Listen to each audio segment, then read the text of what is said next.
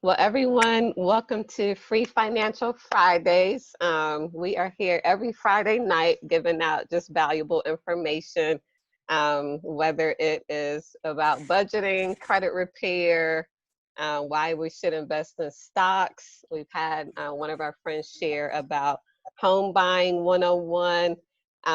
We have Bekah Morgan back again. We're always excited to hear from her. She is the first person that I call or text when I have fitness or nutrition questions or exciting news about fitness or nutrition. So I'm excited to hear her share. It's been really awesome seeing just some of the things and strategies that she's taught, seeing them implemented in my life personally. Has helped me reduce my cholesterol levels and just feel great, be in shape just by adapting small changes in my Yeah. everyday life. And then seeing that in my mom recently, who has lost 10 pounds, her cholesterol is now way better than it was Yay. before. So it's really, really awesome seeing people make changes. So I am going to give the Zoom over to Bekah, and she will take it from here. So thank you, Bekah, for joining us again. Well, thank you for having me again. It's nice to be back. Sometimes I say really hard things and I don't know if people want to hear it again or not. So it's a good sign. Well, tonight I thought about what I wanted to talk about because I know last time we went over more of the basics of your numbers, knowing your numbers. We went over how much sugar you're drinking in your beverages, just basic little tips and techniques you can use to implement healthy habitual changes in your lifestyle. So tonight, what I wanted to start with, just because of what's going on right now with COVID, I wanted to focus the first part of this on your immune system. And your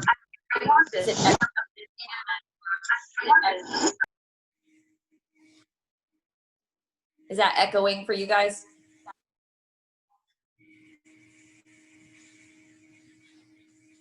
There we go. I think it's fine now. So with COVID going on, I wanted to focus on your immune system because right now it's very important, but really it's something we should always be aware of and be working on ways to strengthen and build up our immune system. So this really should be a year-round thing. It's especially important around flu season and right now, but really there's a lot of things you can do to help strengthen your immune system that's going to help you fight off different attacks. So I wanted to start out by giving this stat because I think people a lot of times inadvertently, or maybe they use it as an excuse, kind of they blame their genetics for a lot of things, but actually the studies are showing now that genetics play only 5 to 7% role in your health. So the remaining 93 to 95% is attributed to your lifestyle choices and environmental exposures, which we'll go over, but it's diet, stress, sleep, activity, your toxin exposures, and much more. So basically the expression of your DNA can be good or bad, and the choice is up to you and what kind of lifestyle choices you're making. So I heard one lady that I follow, she explains it like your genetics load the gun, but your lifestyle choices pull the trigger. So really, there's a lot you can do to mitigate a lot of the issues that are plaguing us health-wise in this country. So the epidemic of chronic disease in our country is primarily due to immune dysfunction. It's really an epidemic or suboptimal immune function. So that's what we're going to look at tonight. So the first line of defense is to choose a healthy lifestyle, because following good, just generally good health guidelines, it's the single best step you can take towards naturally keeping your immune system strong and healthy. So every part of your body, including your immune system, functions better when you're protected from the assaults, which we'll go over. Basically, you can strengthen your immune system just by making these healthy living habit changes. So I wanted to show, am I host now? Okay, I wanted to show, I want to show this image. This is from Harvard, but it shows an image of your immune system in action, basically. So a healthy immune system can defeat invading pathogens. That's what's shown in this image. So this image shows 2 bacteria. In this instance, it's 2 bacteria that cause gonorrhea, but they are basically no match for the neutrophil, which you see they're trying to invade, but the neutrophil engulfs them and kills them. So that's what a healthy immune system does. It can fend off and it can kill all the bad stuff. So it's actually really important to boost your immune system all year long. So we're gonna go over 9 different things that can help. So the first one is cleaning up your diet. That's pretty obvious, but it is so important. We talked about that on the last call, but you want to avoid processed foods as much as possible.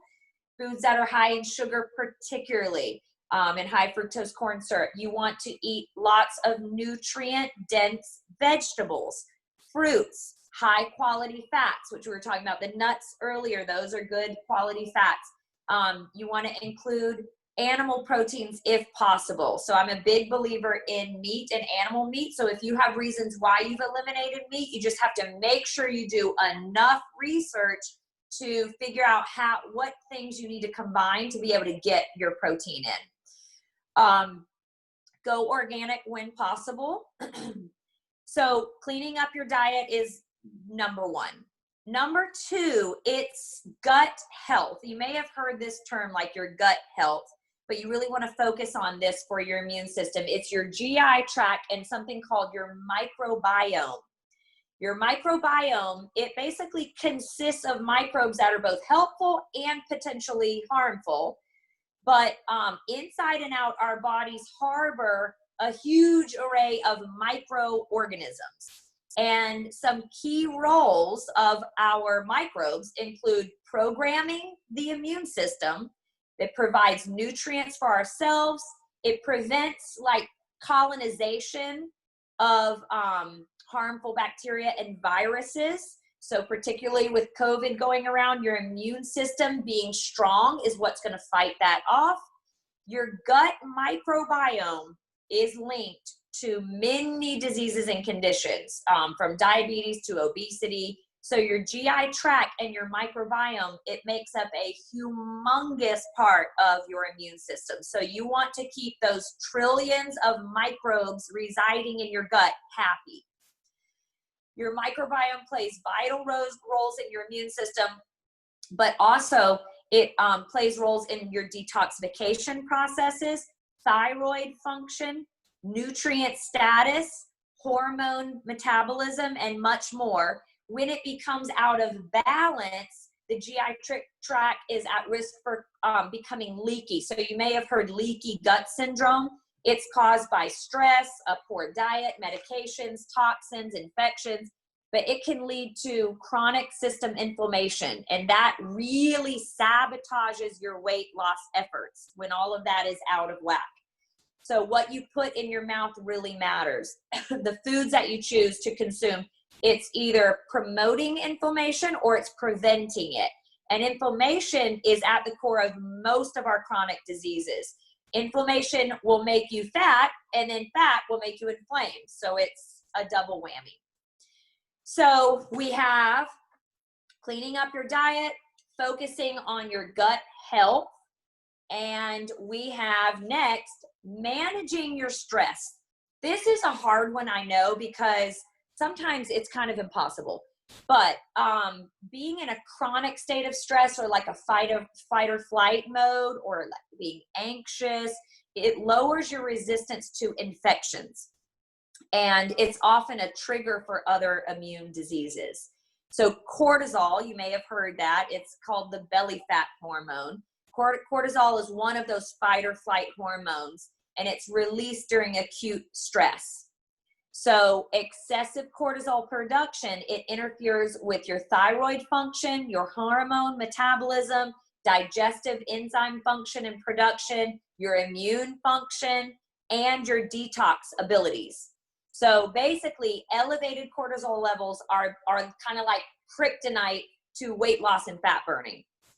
I know for me, managing stress as a Christian, what really helps me is like spending time with God, prayer, worship, getting in the Word. So, you know, we need to find things that, so I know my mom loves to be out in nature, so she loves to be outside. So things that help you combat those high levels of stress. So managing your stress is very important. Alcohol, it wreaks havoc on your gut health. It overburdens your detox abilities. It can interfere with restorative sleep, which is really important. And that's actually leading to our next one, which is taking sleep more seriously. I can't tell you the amount of clients I take on, and when we're going over their lifestyle and things they need to change or work on. I can't believe how little sleep people are getting, or poor sleep, interrupted sleep. It is so, so, so important for weight loss, but also for a healthy immune system. So you want to avoid or minimize blue light exposure after sunset. What is blue light exposure? What we're doing right now. Digital screens, TVs, computers, laptops, smartphones, tablets, any electronic device, fluorescent or LED lighting. So blue light from computer screens and digital devices, it leads to digital eye strain. The light penetrates all the way to the retina, the inner lining of the back of the eye. And lab studies have shown that too much of that exposure to blue light can damage the sensitive cells in your retina. And over time, that can lead to damaged retina cells. So it can cause vision problems. It's particularly important the older you get to be mindful of that, because it can lead to age-related macular degeneration. So you want to turn off all devices at sunset. Another thing that helps with sleep is avoiding caffeine. It's really, when I go through this with clients, everyone has different caffeine intake levels and habits. I have some clients, they can drink coffee an hour before bedtime and be fine. But the studies show you really need 10 hours in between your last caffeine drink and bedtime. So the best chance is cutting it off 10 hours before. So basically you get it in the morning and then cut it off. And yeah, because it's like that with me. If I don't get it out of my system completely, I really have a hard time falling asleep, because your brain can't fully shut down. It's like you may be tired, but that caffeine is keeping you alert. So it may be something to look into and change if you've tried everything else and you still have a hard time falling asleep. Sleep deprivation, it's not good. It can cause your brain to actually act as if you've had a mild concussion. That's what's happening in your brain. It can decrease your leptin, which is the hormone that makes you feel full. So you'll be eating more because you're not getting that hormone release that tells you you're full. And then it produces an inability of your body to properly handle glucose and insulin regulation. So it's very important for weight loss. Here are some tips that help with kind of structuring some habitual changes in behavior to help fall asleep. Keep your bedroom cool. No electronic light exposure 1 hour prior to bed at least. Some people, taking a hot bath 30 minutes before bed really helps. And then obviously cutting out the caffeine, if you can, 10 hours before bedtime. So taking sleep seriously is very important. So our next one to build your immune system is getting outside more. So this is something that not a lot of people realize. And I was having a conversation today with my mom and sister. We were driving back from the beach, and we were outside all day, you know, and I was just thinking out loud of how far we've drifted away from, like, let's just say how they lived in the Bible days. You know, you got up in the morning, you were outside all day, and you fell asleep. And so many people have a hard time sleeping, and so many people have all these health issues. But we're not even really utilizing the things that God gave us to help us stay healthy. One of those is sunshine. So people just aren't outside as much as we used to be. Some people hardly even go outside at all other than to walk from their office to the car. But exposing your skin to the sunshine helps you make sufficient vitamin D, which we went over in our last call. But also, this is another thing, is exposing your retinas to sunlight. It helps improve your circadian rhythm. So one thing that people don't realize is how important it is for your brain to sense that in the morning.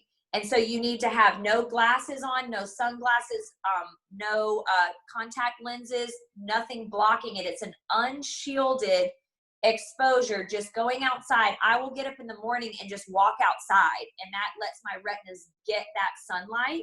It's really important. It helps set that circadian rhythm, and you'll find that it's a lot easier to fall asleep at night, and a lot of things depend on that circadian rhythm. Seeing the natural light of the sun, it helps your brain work better during the day. Allowing the eyes to be exposed to natural outdoor light, it positively affects the brain and the whole body. So the human eye, it contains these photosensitive cells in the retina, and the connections are directly to the pituitary gland in the brain. So stimulation of these important cells, it comes from the sunlight. That's what stimulates it. So this is what controls our biological clock. And when that gets out of whack, it causes a lot of issues. The influences in circadian rhythm, which is important for our sleep patterns, but it's also important for hormone regulation, increased reaction time, your cognitive functions during the day, and your behavior. Most of the cells in the body have an important cyclical pattern when they're working optimally. So potentially just about any area of the body can falter without that adequate sun stimulation. So circadian disturbances can have significant consequences. Numerous studies show an increased risk of disease, including cancer, diabetes, heart disease. There's a gland in your brain, and it benefits directly from that sun stimulation, and it actually produces melatonin. And melatonin, it's a very powerful antioxidant, and it's a hormone made during dark hours, so it kind of like protects your skin. So it is a antioxidant, but it's like kind of full body use. So it's important for proper sleep, but it's also important for intestinal function. It can prevent depression. But here's a note: aspirin actually reduces melatonin production. So that's something to think about. It's important to make a regular habit of getting into that morning sun with unshielded eyes, and it's even more important as we age. So the bottom line with this one is the sun helps brain function, which helps the nervous system, hormonal regulation, muscle function, immunity, immune health, and it carries tons of other benefits that we could literally go on all night. So getting outside is very important. So our next one is limiting or reducing toxin exposures. This is we could do a whole nother Zoom call on this, because again, in today's modern world, we've gotten so far away from anything that's natural. And a lot of our issues are coming from things we don't really think about, like our cookware, lotions that we're putting on, fragrances, the dryer sheets we may be drying our clothes in. It is filled with toxic chemicals. And so that toxic burden on our bodies is causing a ton of issues. So a couple of things you could look at addressing: your water. You could use a water filtration system. You can use like a filtration pitcher. You could use the ones that attach onto the sink, a reverse osmosis system. I drink out of stainless steel. That's honestly the best container to drink out of, or glass. It's just a glass is kind of hard to take around with you. So you want to eliminate plastic bottles as much as you can. You could even look at getting a shower head water filter. But that's something to start with, is how are you drinking your water? Eating clean food, obviously, but then your beauty and cleaning products. So what you're cleaning your counters with, what you're putting all over your skin. What you put on your skin is absorbed into your bloodstream. A lot of studies show it's within 26 seconds it happens. And what you put on your scalp, underarms, and groin is almost 100% absorbed in to your bloodstream. So it's a very important to go non-toxic if you can. And I will share this image here because this is especially true. It's true for everyone, but especially women, because this is a study shows that the average woman wears 515 chemicals in the average day. And if you see down there, you'll just see it's just normal stuff. You know, it's just your makeup, your shaving cream, lotion, shampoo. And even if guys are not using all this stuff, they're still using the basics. And it's something like, I don't have it right in front of me, but a woman puts like 220, I believe, toxic chemicals into her bloodstream before she even has breakfast. So that is what is linked to a lot of hormonal issues, issues with trying to get pregnant, issues with birth defects. There are tons of links to cancer with these chemicals. So I use a non-toxic line that I get like my shampoo, my lotion, deodorant, stuff like that from. But you know, you can research which one you like. I use Pure Haven Essentials, but you know, there's tons of stuff now out there. You can make your own products.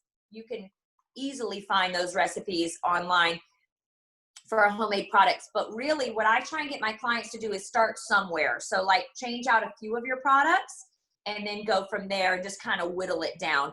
Home cleaning products as well. So you can, there's a ton of great ways to home make your glass cleaners and surface cleaners and all of that.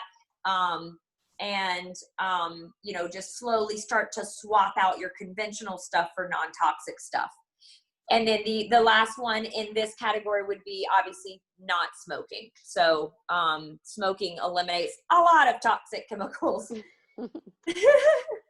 So the next one is maintaining a healthy weight. I'm going to kind of breeze through this one because it's kind of what we're talking about with all of this. But the single greatest thing you can do for your health is to not be overweight.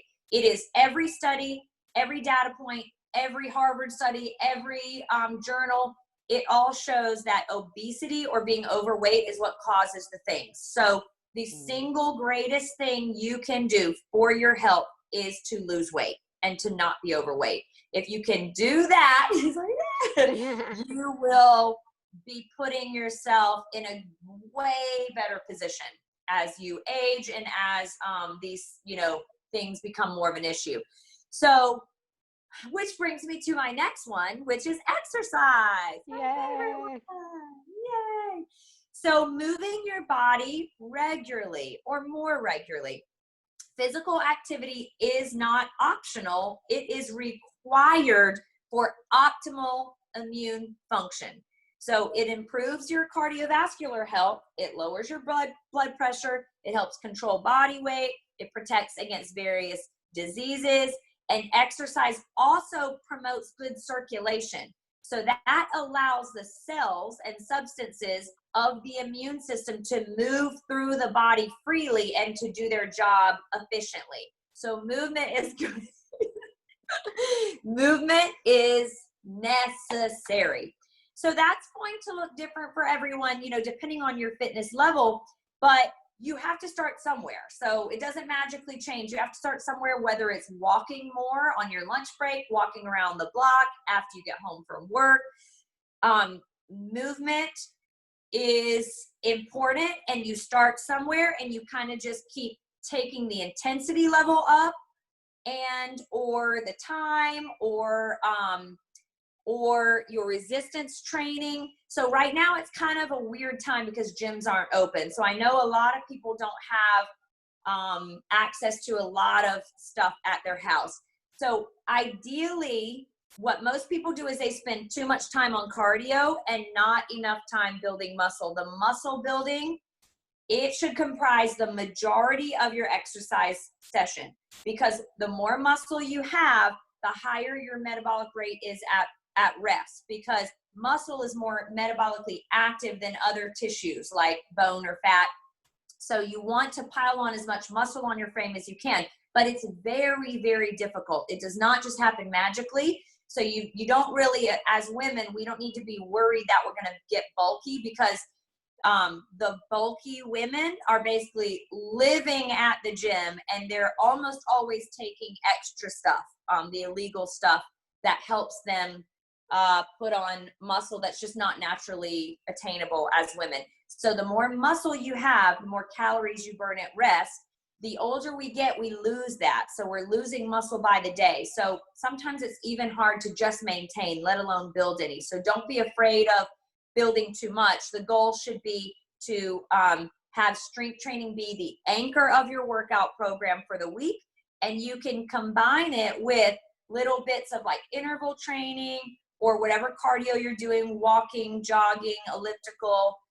And then obviously you want to put stretching in there too. And when you have that synergistic approach where it's like, you're not just doing one thing and you're not doing it for so long, but you're really making every workout count, that's what gives you the best results. So I recommend usually 12 to 15 reps of a strength training exercise and 3 to 4 sets. So whatever you have at home, let's just say you have a pair of dumbbells and you're doing a bicep curl. If you can do 15 reps with good quality form, then put that down, either take a break and do another set or move to another exercise and come back around the circuit 3 to 4 times. If your weights at home are not that heavy and you get to number 14 and 15 and it's like, this isn't that hard, then you will need to add more reps. So 12 to 15 reps would be if you were at a gym and you had your choice of what weight to use, or if you had a ton of weights at home that were challenging. So I know right now it's a little different because we just don't have a lot of stuff at home. But you can always add in things like little pulses at the top to finish. You can use a band. You can do things like push-ups if you don't have anything else. But what I like to do is give people little circuits to do at home to make it easy. So you could do like one set of an overhead press for 12 to 15 reps. Then you would do your bicep curls, 12 to 15 reps. Then you could do some push-ups. Most guys can do push-ups on the ground. Most women will either have to do the knee modification or I really like an elevated surface. So if you put your hands on like a countertop or a bench and you do it that way, that incline is going to allow you to keep good form and do your push-ups properly. Then you could lean over and put both dumbbells in one hand and do what's called a one-arm row. It's kind of like starting a lawnmower. That's what it looks like. And then you could get down on the floor and hold a plank on your forearms and toes for as long as you can, 30 seconds, 45 seconds, a minute, and that would be a little circuit.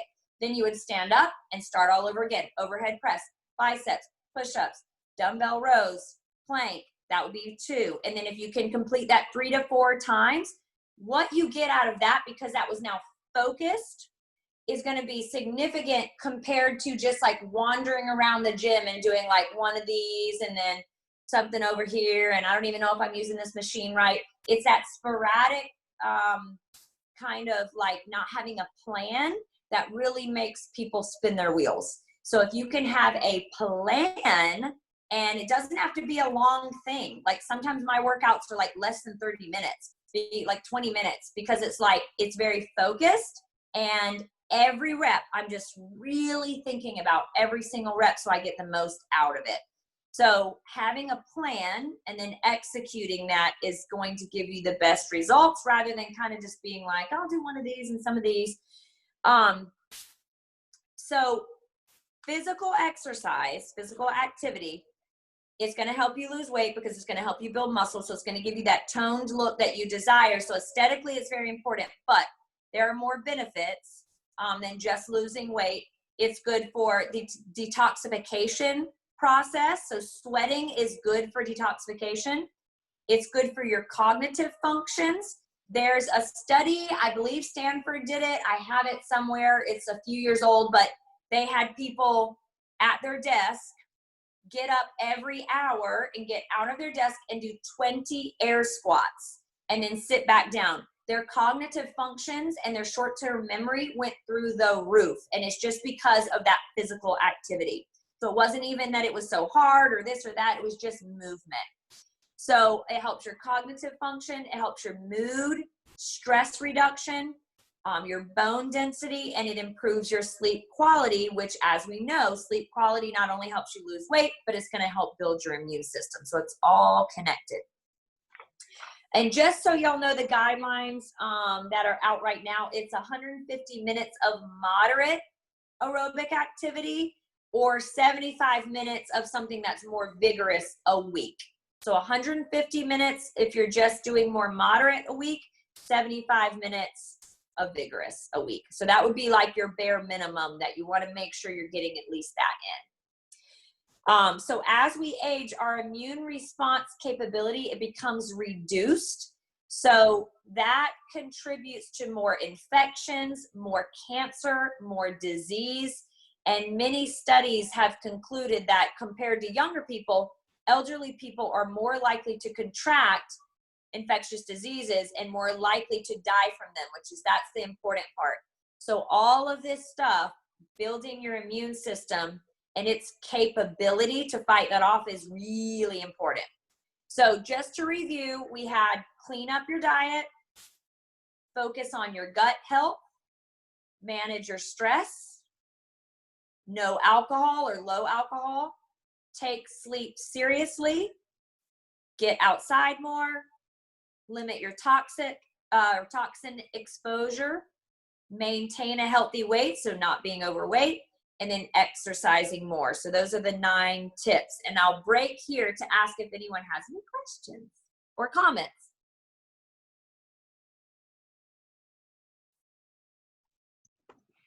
Hey, Becca, this is Greg. How you doing?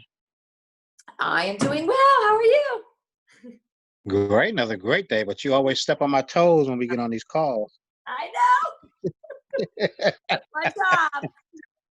I think I'm doing well from the last call. Then you come up with something new. It's like, man, I have to do this too. I know. She just wants a whole life, right, Greg? What do you want from us? Just when you're feeling good about yourself. Yeah. Here we go. Yep, she just throw me all off the wagon. But one quick question is about caffeine. Yeah. Caffeine is not just coffee, correct? Right. Yeah, the coffee, caffeine that's in coffee is different. Caffeine anhydrous is different than other caffeine. So the caffeine in coffee is natural, and that's actually what I recommend if you can. The caffeine that's in the anhydrous that's in like supplements and stuff like that, you just really want to keep that to a minimum. Now, there are people in Scandinavian countries that drink like 10 to 12 cups of coffee a day, and they're some of the longest living people in the world. The caffeine in coffee is not bad for you. It's actually a good antioxidant. It's really what people, like all the stuff people add to it, that's bad. But yeah, the natural caffeine that's in like green tea and coffee, I have no problem with that. Like I encourage my clients to do that. And everyone's sensitivity level and tolerance level is different with that. So, you know, it's really the caffeine that's in a lot of the fakey stuff that people are just going overboard with. Okay, thank you. Yep. Becca, will you provide your link to the Pure Haven products so that people can check those out? Yeah, I don't like to like push it because I don't want to seem like I'm like pushing it on everybody because there's tons of companies, but I did a ton of research before I signed up with them, and I sell it, even though I don't push it, I sell it only because I need a link to provide for my clients. But they have everything. They have personal products, beauty products, but then they have home cleaning products. They have products for men, children, pets. They have everything. And I did a ton of research before I chose them because they are the most affordable and they're completely 100% non-toxic. And Okay. a young girl with her mom started the company just because they were searching on how to make products that weren't filled with toxic chemicals. And so they kind of started it in their kitchen, and it's grown to this big company. So there are tons of other companies, but it can get kind of pricey. I've seen so many companies that are just, it's not affordable. So these products are very affordable. And because they're so pure, like I use one of their eye creams. One little thing lasts me a whole year because you need such a minute little amount because there's no fillers in it. There's no like cheap fillers in it. So it's very pure. So the shampoos, like everything lasts a long time because it's so pure. But yeah, I'll send that. Okay. Yeah. Have you heard of the app Think Dirty? Yeah, somebody mentioned that to me. Is there another part to that, or is it called Think Dirty? That's all It's called Think 30, yeah. Okay. I have it on my phone, but you can use it to look up products. So I actually use it to look up like hair products and things because I've been gradually switching over to non-toxic products, soaps, and it'll tell you kind of what is rated. Is it the one that you can scan the barcode, or is that a different? It lets you scan the barcode. Okay, yeah, that's really cool. Because because I'm a part of so many like non-toxic groups, there's a lot of posts, you know, all the time, like moms are posting and things. And there's a lot of companies that have been sold that you think are non-toxic, like Burt's Bees and other ones have all fallen by the wayside because they sold and got bought out, and now they're not using the same ingredients. So you do have to keep up with some of that stuff, because some of the companies that I used to recommend, I can't even recommend anymore because they have changed their ingredients now. What they use in their products. Yep. Yeah, some of them does surprise me when I see their ratings. I'm like, oh, I thought they were, you know, like more natural products, but yeah. And there's actually a really good cookware brand. It's Green Life, I believe it is, but they make a whole set for like $80, and it's ceramic coated, so it's affordable, but it's non-toxic. And I'll send that to you too in the link. You can get it on Amazon. I got the whole set, and it comes in all these different colors, but I just got the regular like dark set or whatever. But it's very important to switch out your cookware as well. Jeez, you just I know. Think about all this stuff. More stuff. Okay, so yes. Yeah, I have a couple of questions. You talked about the melatonin.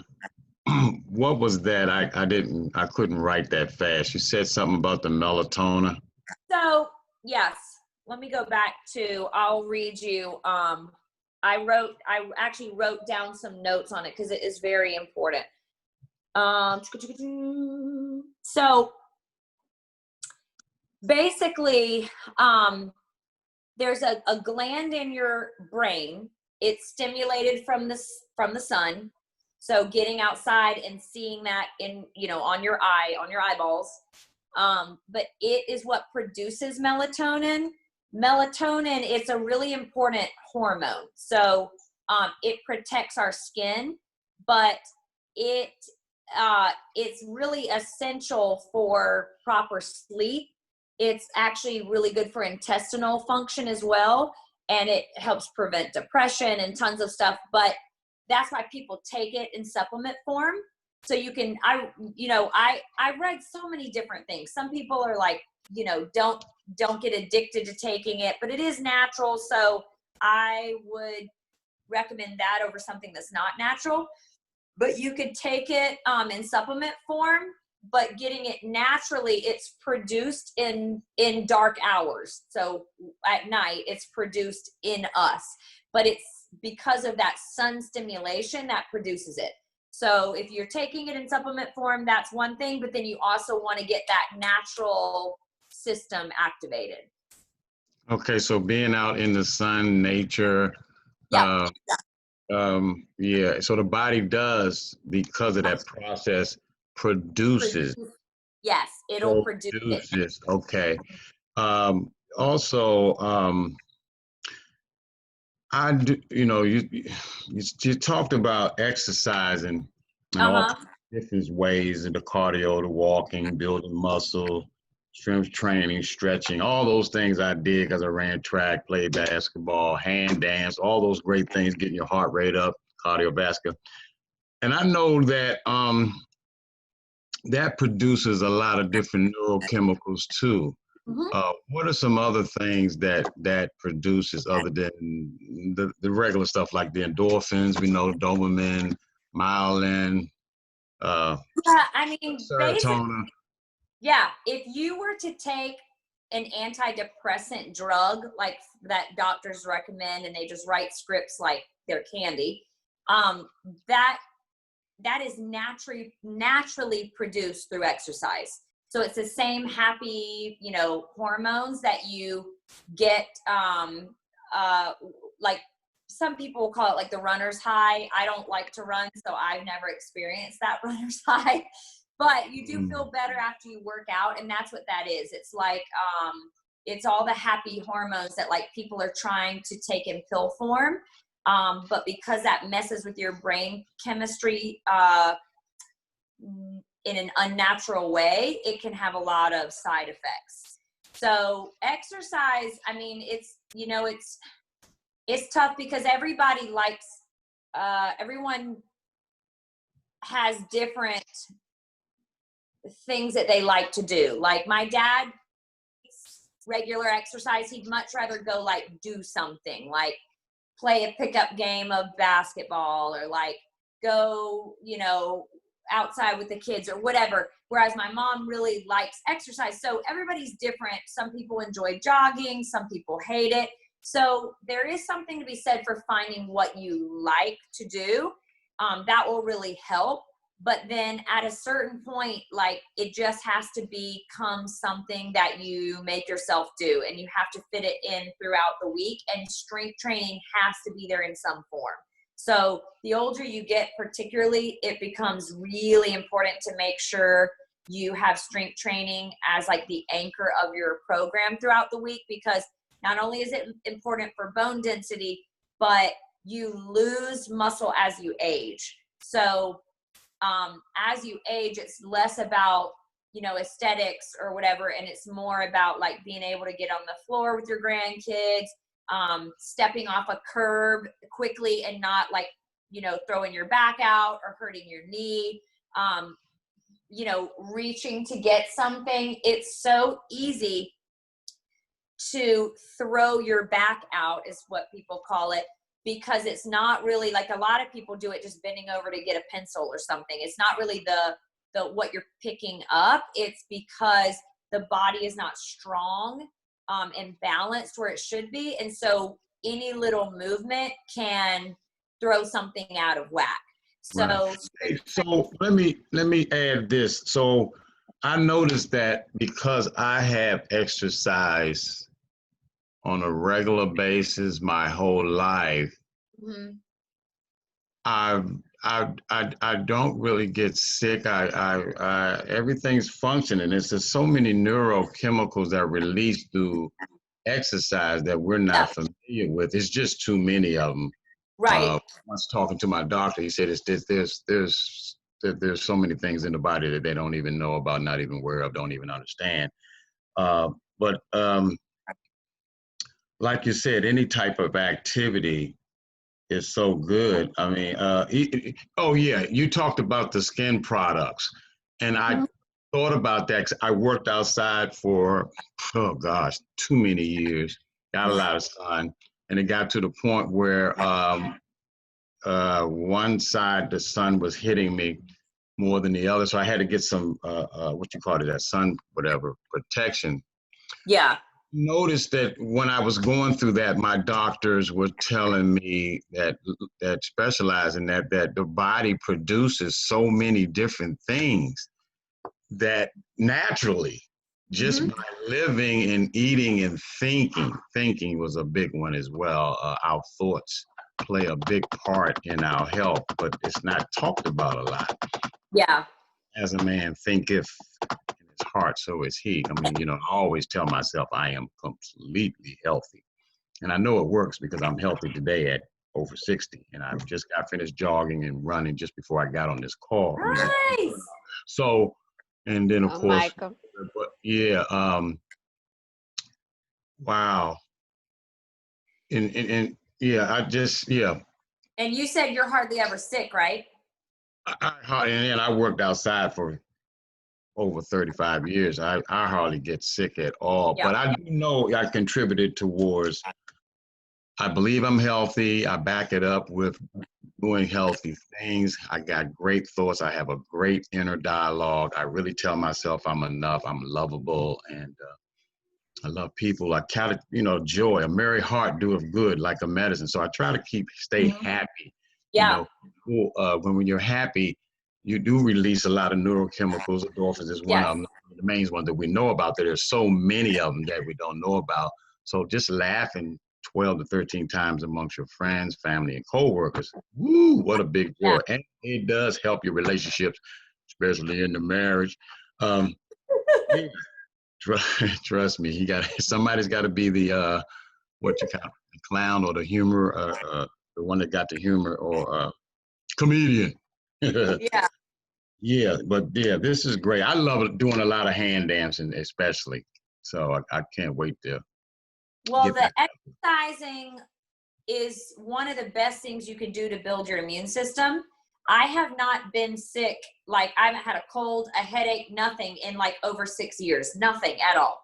So there's something to be said for that. Like when you're exercising, it puts you in a better mood so that you are able to treat people better. You're able to have these thoughts. You're able to, stay in like a stabilized mood instead of these people that have these highs and lows and they're depressed. And so exercise really does contribute to that.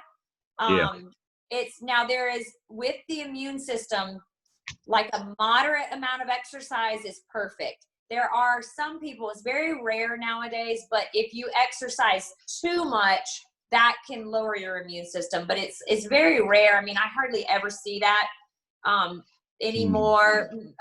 Every now and then I'll run across like a woman client who just like runs too much or something. But for the most part, people are not exercising enough. So you don't really have to be concerned with the too much, although it is a factor, but moderate amount of exercise is perfect. And it's really one of the best things you can do to build your immune system and prevent yourself from catching colds, flu, all of those things. What do you say about the recovery period? I noticed that, sleep probably falls under the umbrella of sleep, the recovery. I noticed that when I do work out or do something vigorous, I was working out with these young kids yesterday at 11 o'clock because I do a shooting and a workout with them and show them how to become better shooters. And I noticed that, you can go hard, you can go vigorous, and you can come back home and eat the proper foods, lay down, recover, and get back out. Can you expound on that a little bit? Yeah, I mean, it depends on what you're doing. It's just it's very rare that I run across somebody who's doing like really intense exercise. Like maybe some people who do what's called CrossFit, which is like really intense weight training, and they're combining that with high intensity cardio. It's very demanding, and it's kind of a young kid's sport, a young kid's way to work out. But really, your body's going to recover. You would have to do a long, strenuous, vigorous amount of exercise to really need more than a day's recovery. Your body the next day will be fine. Now, if you're strength training, I do recommend like working different muscles different days. So it just depends on how many days you're going to be working out. If you were working out like every day, then you could do, okay, on Monday, I'm going to do all pulling exercises, which would be like something like pull-ups or that dumbbell row, anything where you're pulling rows, biceps. Then the next day you would do all pushing motion. So shoulders, triceps, chest. So back and biceps are pulling, shoulders, triceps, chest would be pushing. So if you were working out a lot, you do need to start kind of like segmenting how you're going to do it, because they need 48 hours to recover generally. If you really are breaking down that muscle tissue, which is what you want, because you make little micro tears in the muscle, that's why we get sore. And then over the next 48 hours, the muscle grows back together, and it grows back together stronger. And that's the whole process. With something like jogging and running, you're not getting that breakdown. So it's good cardio, but you're not really getting that muscle breakdown. Now, you may need to give like your joints time to recover.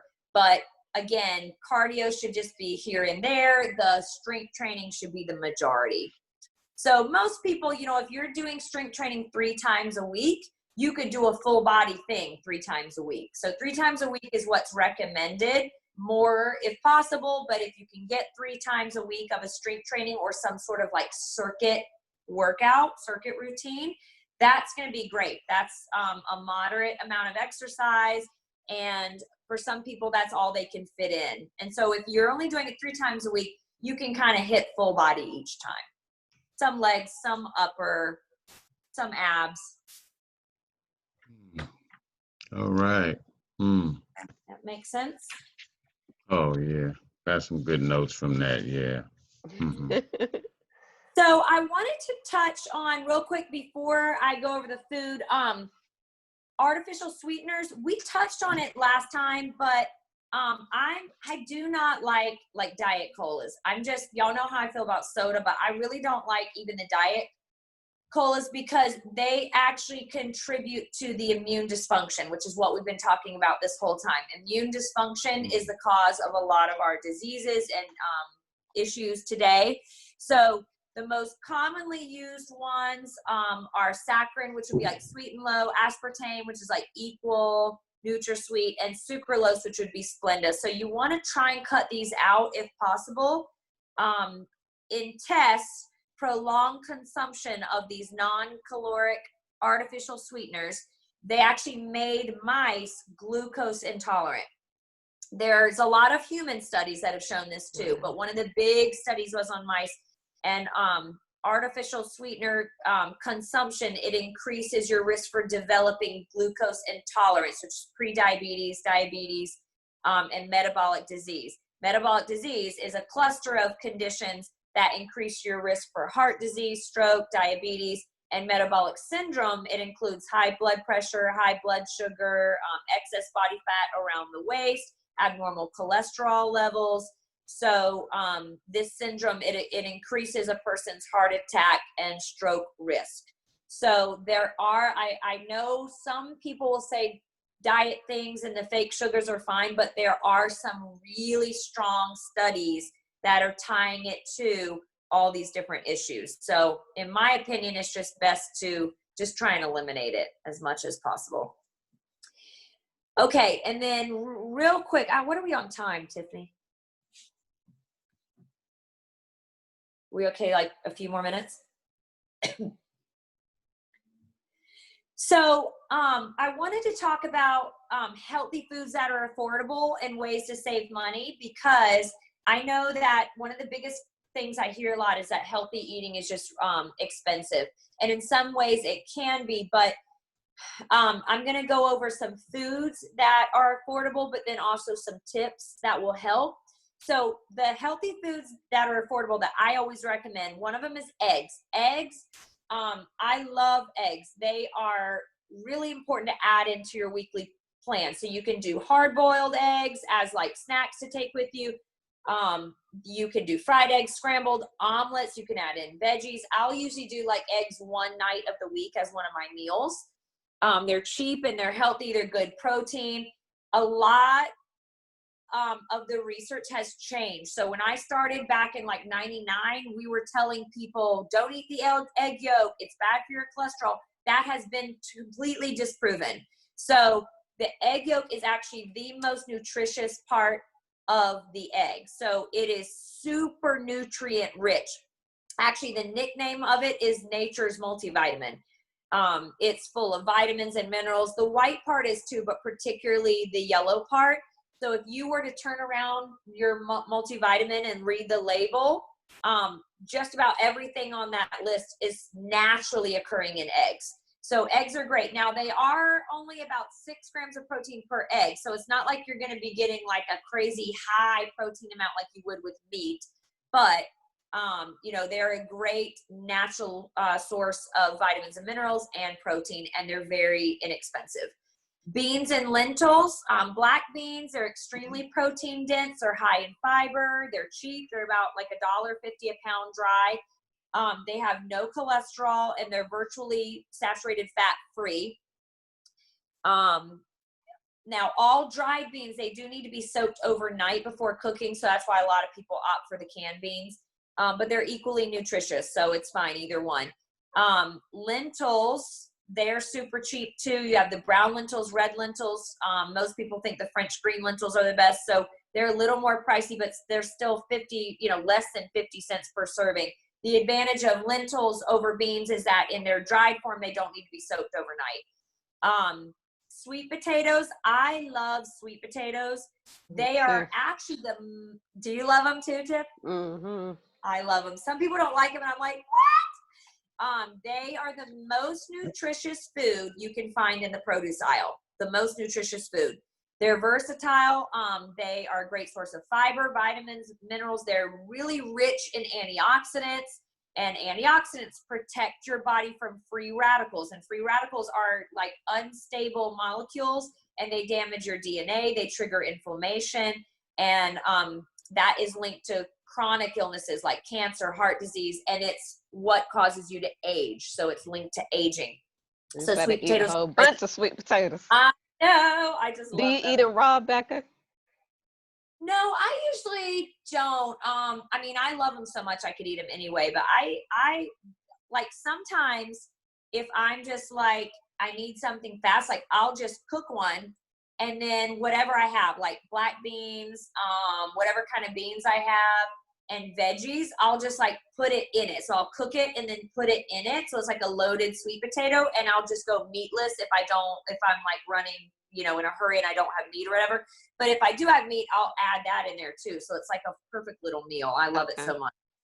And Bekah, with the eggs and cholesterol, if somebody has high cholesterol, would they need to watch their egg intake, or it doesn't matter? They have 6 to 7 yolks at a time, and it's totally fine. So they've pretty much disproven all those links that we used to say, don't eat the egg yolk, you know, do margarine, not real butter. All of that has just been completely reversed. So the egg yolk is super, super healthy. Your cholesterol is really like losing weight, and exercising is going to help affect that the most. So, I can send you some good links on it, but it's been completely disproven. Mm-hmm. So, the benefits of eggs are really important if someone, you know, unless you're vegan or whatever, but, I highly recommend eggs. And it's like, you know, how many are you really going to eat at one time? So right. It's, there's I'm no glad link. That's disproven because I love eggs. I know.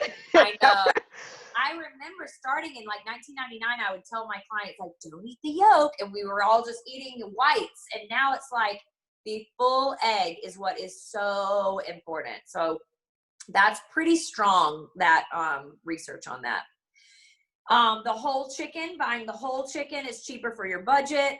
It's, you know, usually cheaper than most individual cuts except for the legs, but it can provide leftovers, and you can make stock from the leftover bones. Frozen vegetables, I always keep bags of frozen vegetables in the freezer. So fresh veggies are really great, but in a pinch, and if you're on a budget, it really does help to have the frozen stuff handy. They're real quick too. So if you're like in a hurry, there's something easy to grab that you have. Oats, I love oats. They're a real stable carb. They're not going to spike anything, and they're cheap. So I put them in my morning smoothie, but you can make overnight oats. You could do oatmeal. I swap out, in some recipes, I'll swap out the breadcrumbs for oats. But in my morning smoothie, I think I sent that out last time, but I do frozen fruit, oats, spinach or kale, whatever you have, like a little bit of raw honey, protein powder, and water. And it's what I do every single morning. So I always keep just like a big canister of them. And brown rice is great. It's cheap. It's like 20 cents a serving. It's a good source for a healthy carb. It has loads of fiber in it. And then also things like canned tuna, salmon, yogurt or Greek yogurt, nuts. These are all other ways to get protein if meat is too pricey or if you don't have it. So my tips for staying on budget with your meals, number one is planning your meals. When you don't plan and you get super hungry, it's so tempting just to stop by somewhere fast. And that actually adds up. You know, it becomes very expensive, and then you don't know what's in there. So it's impossible to track your food. You're eating way too much. We went over the sodium levels last time.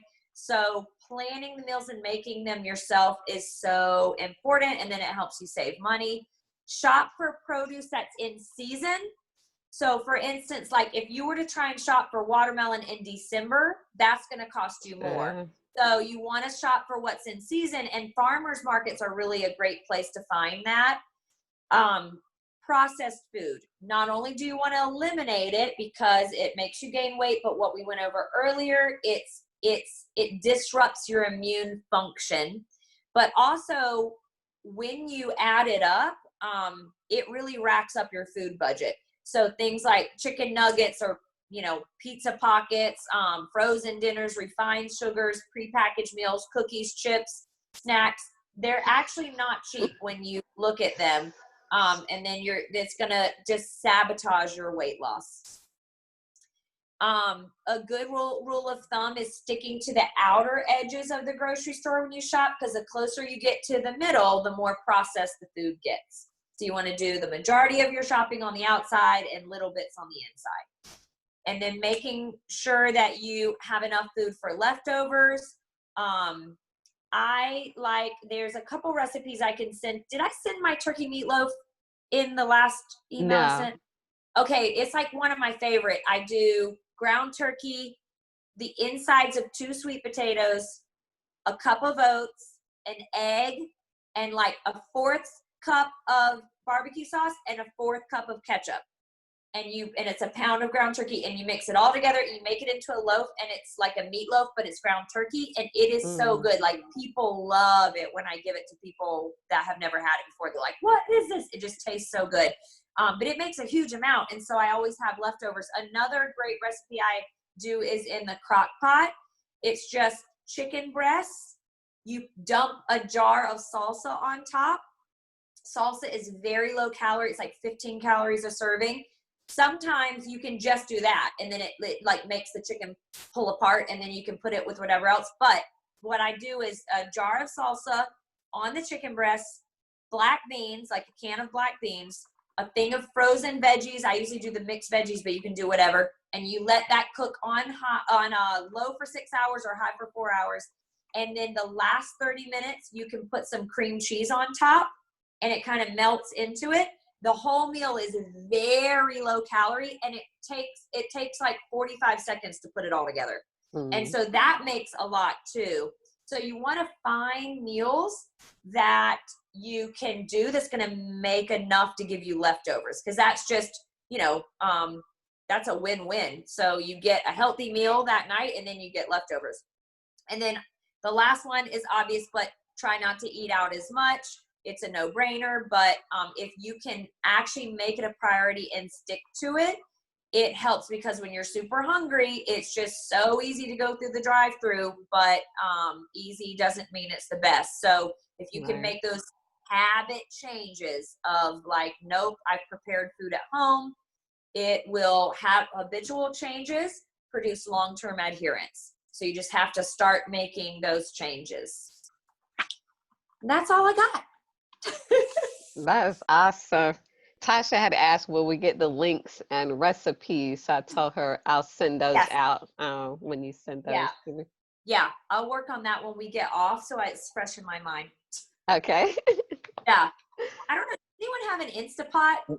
I haven't looked into that enough, but people are loving that Instapot. I hear a lot about it. I don't have one yet, but the air fryer is like my BFF. I named it and everything.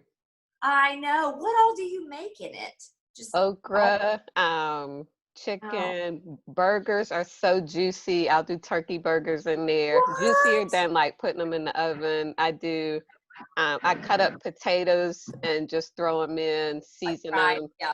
Oh, that's Wow. my favorite. I did that tonight. So, and Okay. I show my dad how to use it, so he's using it Yeah. a lot more now. Yeah. So How yeah, I much do love those it. cost? What- No? what- It's not a lot at all. I actually asked for one for Christmas, I think it was. So I have a big one, but I bought my Yeah. parents a smaller one, maybe Okay. like $40, I think. It Oh, was that's not really bad at all. inexpensive. Yeah. Yeah, Is that an Instant Pop you talking about? that was the The air air fryer. fryer I was talking Air about. fryer. It is, I know with the Instapot, there's like Facebook groups and like all these yeah. things with recipes, but yeah, I'll have to look into the air fryer too. That sounds fabulous. Oh, I love it. Can y'all answer one of my 3 questions or comments? That was one thing I was going to ask you about was the air fryer. So I guess you pretty much answered that. There we go. The other thing, the other thing was the tuna. I've heard before. I don't know if I just read it or what it was, but that albacore tuna was better than regular tuna. Yay or nay? Yeah, I think so. I don't know enough about it because I actually can't stand the taste of it, so I don't eat it. But I know a lot of people that bring it like to work or the gym or whatever. I've read a lot of health blogs about it that it's fine, it's good for you. So I could do a little more research on it and see. Yeah. And the last thing is, I've eaten all kind of food from all over the world. I've tried just about anything, and I'm almost ashamed to ask this question. But what is lentil? What is what? Lentil? Lentils are kind of like beans. You know who loves lentils, Tiff? Is Tim Hilton. Does he? Yeah, he eats them a lot. You probably had them, Greg. I'm sure you have. Yeah. They don't take as long If to I cook did as it, nobody told me beans. what it was. Red lentils cook really quickly. But they're a good source of protein and fiber, and they're just super cheap. A lot of vegetarians eat beans and lentils and rice together because when you combine those things together, you get your full protein count, or like all your amino acids. So if you're not eating meat, like if you eat meat, you're going to get it, or eggs. But if you're not getting that, you have to combine things together to get it. And that's one thing that vegetarians struggle with because a lot of them don't know. And so they're really not getting enough protein. So you have to be very particular about what you put together to get that full amino acid count.